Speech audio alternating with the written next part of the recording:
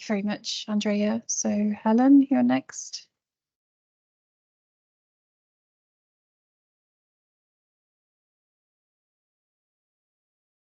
Yes. Hi, I'm Helen Beggs from the Bureau of Meteorology in Melbourne, yes, Australia. And I've been involved in satellite SST now for 20 years, been involved in GHRSST since 2004. And in that time, I've really concentrated on a user experience and trying to guide users as to which SST product is most appropriate for them. I've led a couple of sort of technical advisory groups or task teams, and in those we've, intercomparison of level 4 products and also validation, the technical advisory group. So that's sort of close to my heart, I guess. So the priorities which I jotted down this morning are all about how to provide better guidance to users. They don't always read all the documents on the GHRSST website.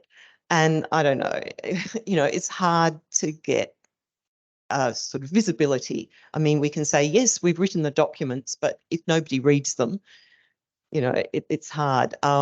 I'm very pleased that the GHRSST Project Office published in January this year a short document which is available on the GHRSST website, which tries to provide guidance to users as well as links to various documents. I've written a couple of book chapters in the past, and there are links to those in that document, I guess, to, try to provide guidance. A tool would be really good. We've talked about this for almost 20 years now, I think. It hasn't happened, mainly because it's too controversial. Every time it's come up at a GHRSST science team meeting that it'd be really good for there to be a web tool to guide our users as to which SST product is most appropriate for their application. It hasn't happened because I don't think that, we're a bunch of people. It's very controversial to agree on which is the best product. Nobody wants to stick up their hands. Well, I've been prepared to do that in my book chapter that was published online in 2021. The L4 sort of intercomparison task team has also tried to address this with the task 1 that they did, which was the paper in Journal of Climate that was published in 2021, Yang et al. 2021. That perhaps is now slightly out of date because it only looked at comparing L4 products up until the end of 2020. A lot has happened since then. Products change. So perhaps we could revisit that. But what has also come out during this week, talking to users and especially our colleagues from India, is that they'd really like clear guidance on how to best validate satellite SST. And that is where the GHRSST team can really, really help. I've already discussed how it'd be nice to find this mysterious GHRSST validation protocol document that I've never heard of before. And maybe we can update that if it does exist and provide that on the GHRSST website. I think we do need to provide much clearer guidance to producers and also to users as to how they should be validating satellite SST. Now there's also been talk this week about what is the purpose of the GHRSST multi-product ensemble. That was developed by the GHRSST science team back in 2011, I think it was. Matt Martin published a paper in 2012 where he described it. He compared various GHRSST level 4 products for the year 2010. And for that particular year, 2010, the GHRSST multi-product ensemble was the most accurate. It may not be now, but back for 2010 it was. Now, the GHRSST multi-product ensemble is something that was developed as a verification tool. Is it still fit for purpose? Does it need to evolve? Or should we still be using it to verify other satellite SST products? The reason why it was developed was because there is no independent, accurate truth SST for intercomparison, because various products ingest various in situ data like Argo SST, Boy SST. So you cannot use an in situ SST product that is not independent of all the satellite SST products that you are trying to compare. So that's the purpose of the GHRSST multi-product ensemble, was that. And it's still used in many papers. You know, people derive a median ensemble of various global L4 products. Now we should have a look at that again and say, can we improve it? Or is it still a good idea and we should be promoting it to users to validate satellite SST with the GIMPI? That's a question. I can't answer that, but you know, it's been a long time. It's been at least 10 years since we've looked at this, so it's worth looking again.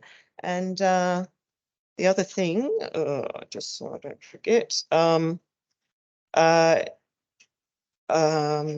I dealt with that. So near coastal SSTs, that's very close to our heart in Australia, so that is definitely a priority.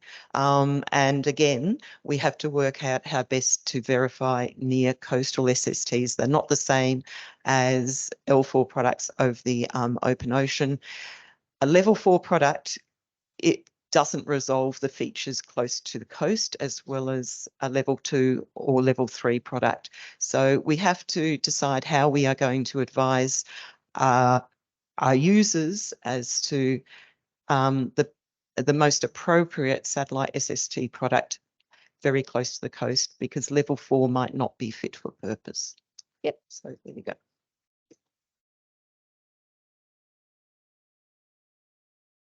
Thank you very much, Helen. I just wanted to check, Pallavi, did you want to add anything, or? I didn't, you guys are in the next session, so I didn't want to ask too much, but you're welcome to add a few things. So I'm Pallavi Govekar. I work with Helen on sea surface temperature products, and I'm mainly involved with producing level 2 and level 3 products.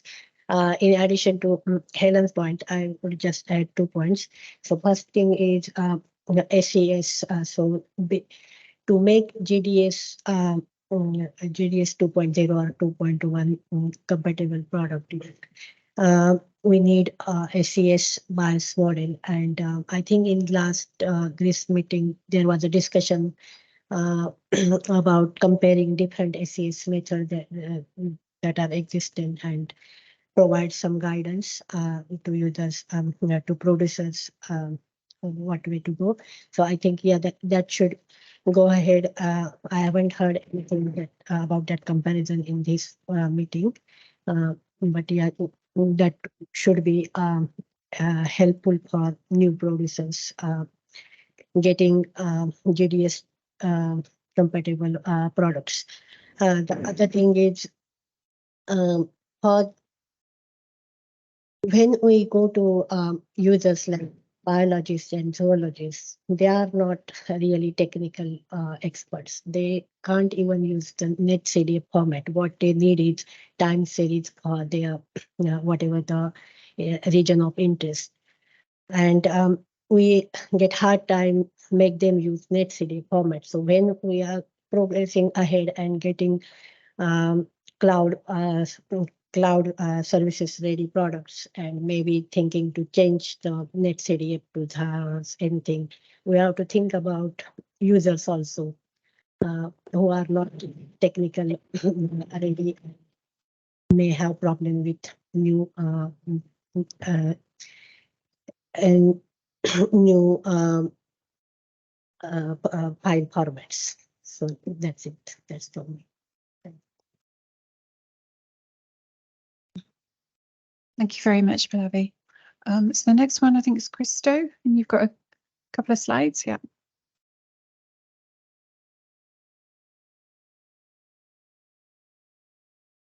Presentation.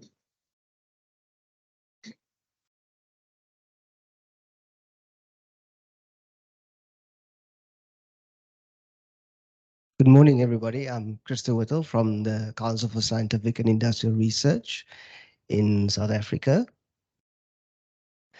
And thank you for the opportunity to speak in this panel. Like Ed, I'm an oceanographer, but I stubbornly resist being involved in data analysis alone and still find some time to get wet every now and then. So I'm also going to be speaking from a user perspective, although I've done some processing also from even level 1, if you know it, up to level 3, not quite developed on level 4 product yet, but a brief bit of background about me. I'm a marine scientist in the Coastal Systems and Earth Observation Research Group, focusing on applications of, I'm going to switch mics, Earth observation products in the development of tools that support decision-making for marine ecosystem management and resource exploitation. So as a good science team member, I've been gaining understanding of the fundamentals of the measurement of SST, what the geophysical product means with respect to near coastal and shelf scale physical oceanography, and in particular, the complications that arise in resolving meso and sub-meso scale marine feature continuity during different processing levels. Like we were talking about the comparison between level 3 products versus level 4 products and resolving upwelling situations.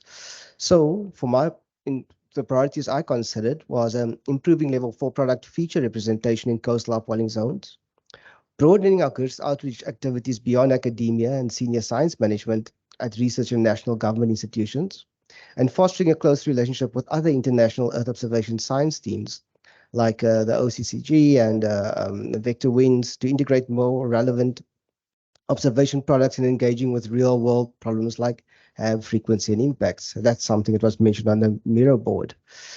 So limitations, we've mentioned it before. We've got problems in resolving coastal upwelling and gradients associated with SST fronts when using level 4 products.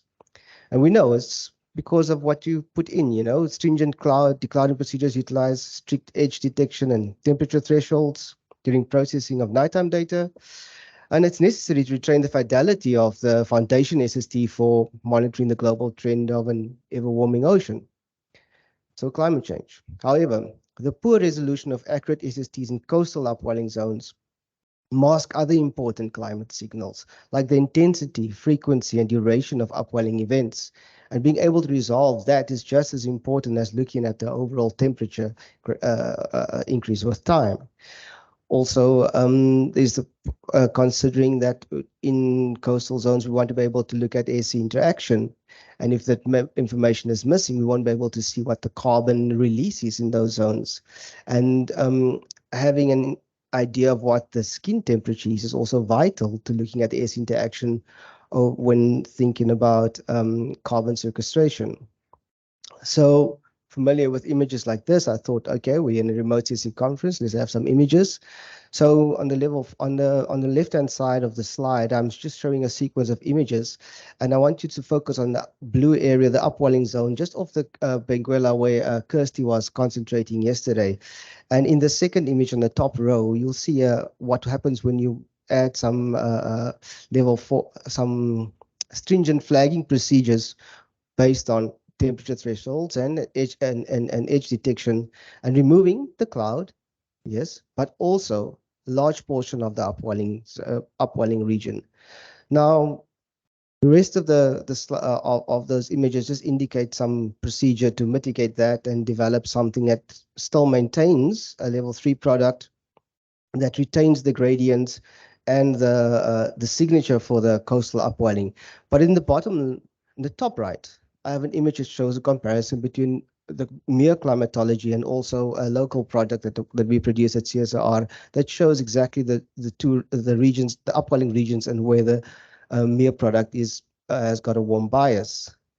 And below that, for the same day as what's shown in the left-hand slides, you see the mirror image versus the level 3 product that actually resolves the upwelling. So now that's the difference in what we are trying to resolve when we are trying to follow upwelling events. And this leads to a misconception that sea surface temperature data at the moment does not resolve upwelling events. And of course, this is untrue. It depends on how you process and how you utilize the data. Now, because we market our level 4 products very strongly, I feel that we should also be looking at including a different level 4 product. Perhaps include some daytime data. Yes, we won't be resolving it for the essential climate variable for monitoring the global warming, but sea warming, whatever. But we will be resolving other signals that are just as important for looking at upwelling frequency, and then also how that relates to harmful algal blooms and also to marine heat waves. And then looking at our user base. For the moment, we're thinking about users, so harmful algal bloom impacts are quite severe in the Benguela, right? This is a subsistence fisherman. These are guys collecting crayfish after it's walked out on the beaches due to a huge harmful algal bloom event. Big resource loss, 500 tons of rock lobsters. And then this also affects our aquaculture farms. So we want to be able to measure HABs, and we want to be able to monitor them, and if possible, predict them. So then we need to be able to understand the dynamics, what produces HABs, what are the physical conditions that are favorable to HABs, and be able to have that kind of information at hand. We need to combine information from what is driving the upwelling, the wind, the response in the ocean, which is a good product that resolves the sea surface temperature, and then also a reliable chlorophyll A concentration product that will actually show us where the HAB is occurring. So we want to be able to integrate with other science teams like COAST. Like the new COAST virtual constellation would be the ideal vehicle for co-locating this data and developing processes around that. So I think I've mentioned this while I was talking through the slide. Yeah. Those are my main points, and thank you ISRO and SAC for hosting us, the GHRSST PO for organizing an accessible and engaging symposium, and also my financial sponsors. Thank you.